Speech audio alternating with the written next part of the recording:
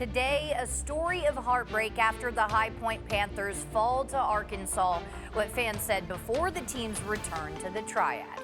But right now, sweltering heat across the Triad with temperatures over 80 degrees in Winston-Salem and even nearing 90 degrees here in Greensboro.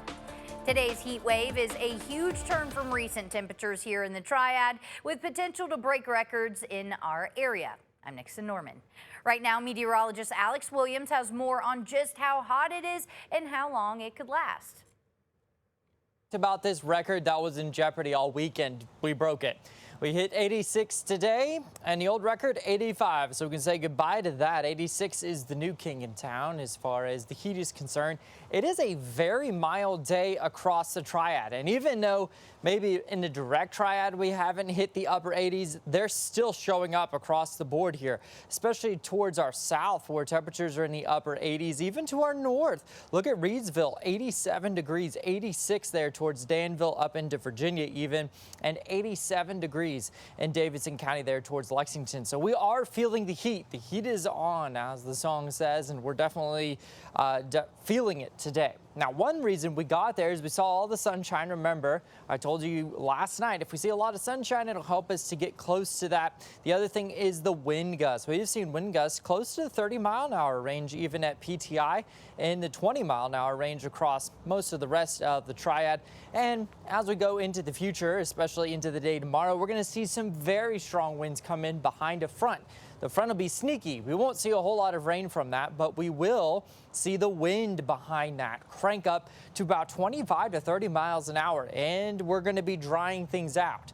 So with drier conditions and the wind picking up, it's no surprise that we also will see an increase in fire danger as we go into the afternoon hours tomorrow. So here's how your planner goes. Still staying mild tonight if you have any outdoor activities. You won't necessarily need the heavy jacket, and really not a jacket at all, as temperatures are only going to fall into the 60s through the overnight. Mid-60s. That is a very mild overnight, maybe a little muggy in some spots as well. Heading into your Monday, we'll see temperatures probably top out around the mid-70s before we start to cool things off through the overnight hours behind that front. But again, we are expected to see mild conditions, low relative humidity, and also the increase in wind. Because of that, we are looking at an increase in fire danger. So don't burn anything if you can help it as we go through the day tomorrow, since it'll be so dry and it'll be so windy. Anything that sparks could cause some issues. So that's one thing to watch out for as we go through tomorrow afternoon. Behind that, we're talking much colder air into your Tuesday. Highs could only be in the mid-50s. So definitely a chilly one as we head into Tuesday. More details on that just a little bit later. Thank you, Alex. The Triad is under an increased fire danger come tomorrow, with wind gusts expected to reach 25 miles per hour. Combined with warm temperatures and dry conditions, officials are urging people to avoid outdoor burning, particularly dispose of cigarette butts and matches, and use caution with equipment that could create sparks. Officials say just one of those sparks could quickly spread in these conditions. And of course, stay ahead of the weather and know the temperatures where you are with the WFMY News 2 weather app. It's free to download on any mobile device from your app store. And right now, people are injured after an early morning shooting in Greensboro. Police say officers responded around 12:50 Sunday morning to the 100 block of East Lewis Street, where they found two victims with non-life-threatening injuries. Both were taken to a local hospital for treatment. No suspect information has been released. The investigation is ongoing. Today, North Carolina Senator Thom Tillis is responding to President Trump's statement on former FBI Director Robert Mueller's death. You may remember the president posted that he was glad Mueller died. Tillis says he's not proud of the statement. I think that's a sad statement about where we are in our political discourse, to be honest with you. I don't celebrate, I'm pro-life, I don't celebrate any death, and I certainly don't celebrate the death of somebody who you could disagree maybe on certain matters, but this is a person who served this country and deserves more respect than that. Today, Senator Tillis is warning President Trump not to undermine NATO after criticizing the alliance's response to tensions in the Strait of Hormuz. Tillis says weakening that relationship could put American lives at risk. The President of the United States cannot withdraw from NATO. Now, having said that, the President can poison the well. The President can make it functionally defunct if he wants to, but I would really encourage him to take 100. The top 100 generals in the Pentagon right now and ask any of them if they think it's a good idea to sever that relationship. And you'd be hard-pressed, if they're telling you the truth, you'd be hard-pressed to find one, because that has enormous risk in it. American lives have been saved by the NATO alliance, and American lives will be lost in great numbers without it. Now, this comes as officials warn Iran's ballistic missiles could reach European cities, and a new poll shows most Americans disapprove of the conflict and believe it's going badly for the U.S. Christian Benavides has the latest. Israeli Prime Minister Benjamin Netanyahu is calling on the international community to join Israel and the U.S. in the war against Iran. In the last 48 hours, Iran targeted a civilian area. They're doing that as a mass murder weapon. This comes as Israeli defense officials say Iran's attempted strike on Friday of Diego Garcia, a joint U.S.-British military base in the Indian Ocean, means Iran could use ballistic missiles to target European cities. And yesterday we learned the range of the ballistic missile can cover entire Europe. This threat is not a threat only in Israel.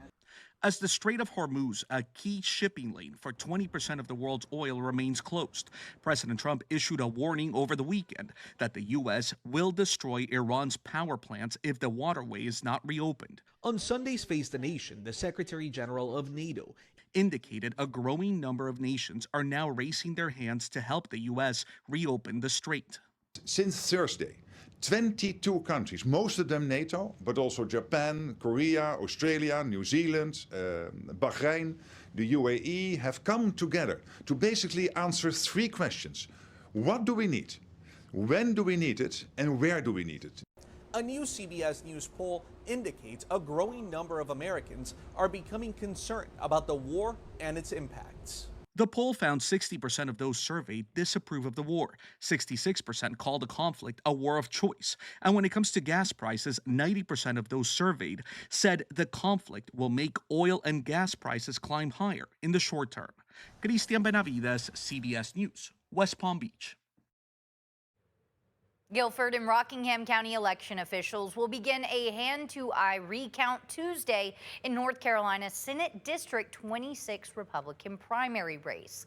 The recounts come after both counties found probable cause to hold hearings tied to protests filed by Phil Berger. The complaints say voters received the wrong ballots, registration issues, and attempts by unaffiliated voters to switch to Republican ballots after voting had already started.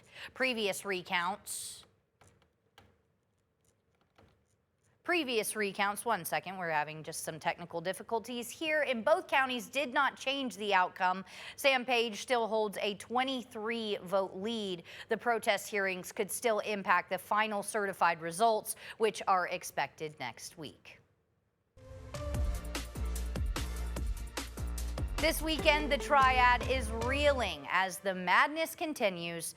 Right now, HPU students and players are returning to the Triad after a tough loss against Arkansas, and Duke is still dancing in the tournament after icing a win against TCU. WFMY News 2's Bryce Parker has more as another North Carolina team pushes forward to the Final Four.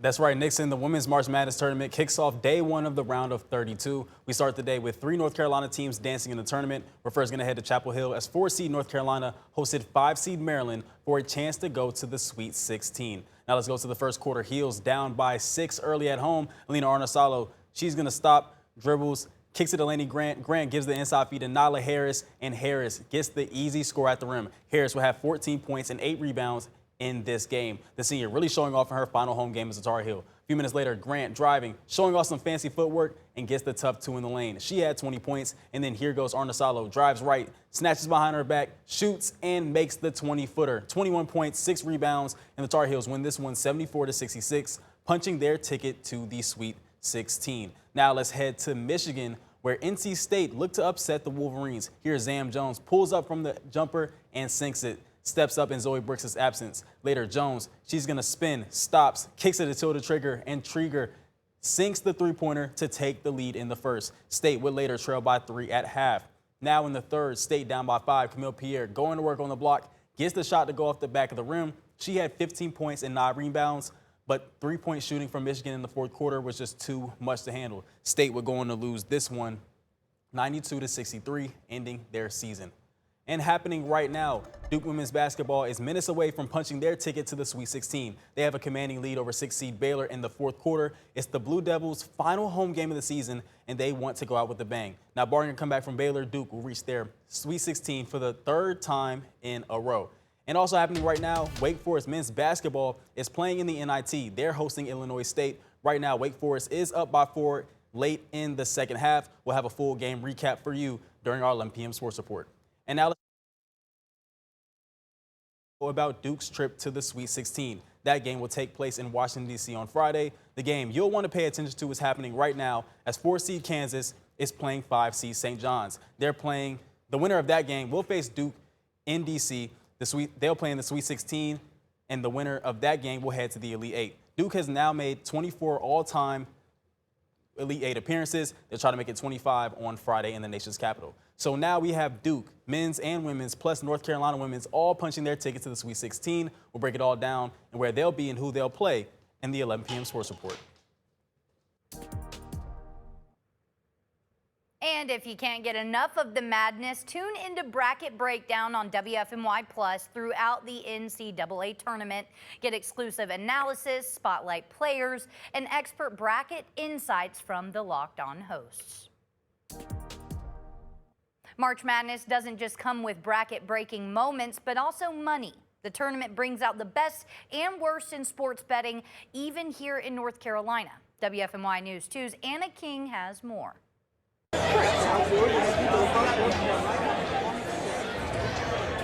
And many are doing more than just watching, they're betting. Nationwide, Americans are expected to wager more than $3.3 billion legally on this year's men's and women's tournaments alone. And here in North Carolina, that momentum. Since sports betting launched, people across the state have wagered billions, with activity spiking during March Madness. It's a big thing I've done ever since I was like 14 years old, making brackets with my whole family. It's a big thing I've always loved to do with my family. Making brackets may be busting, but the interest isn't. I lost the first couple of games, which is upsetting, but I still have Michigan winning. I've only lost twice.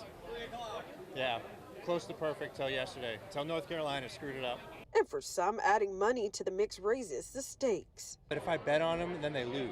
Like, I don't want to jinx it. It puts more on the game, so people care more. Nationwide, there's another trend emerging.